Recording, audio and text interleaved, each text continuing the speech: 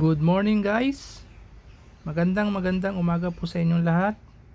Ibabahagi ko po sa inyo ang aking nabiling portable welding machine mula sa Shopee.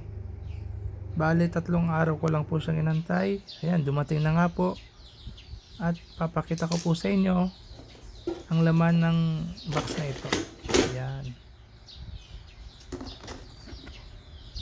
Kung meron po kayong maliit na farm at magagamit nyo po ito sa pagkumpuni ng kung ano man ang gusto nyong kumpunihin, lalo na sa usaping bakal, sa pag-welding, ano po, yan, kompleto po siya, galing Shopee. Ayan, may strap,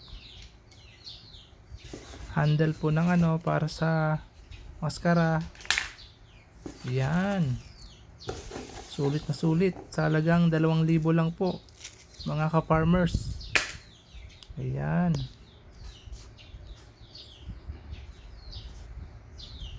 mahirap po ngayong manghiram-hiram, baka masira nyo pa po, di ba?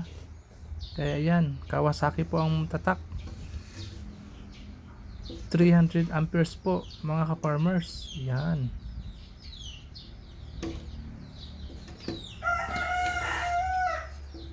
portable na portable po,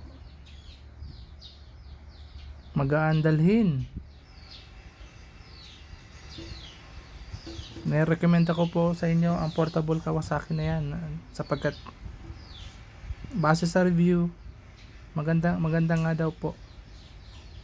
Sa mga susunod ko po na vlog, papakita ko po sa inyo kung paano po gamitin yan. Maraming salamat po sa panonood.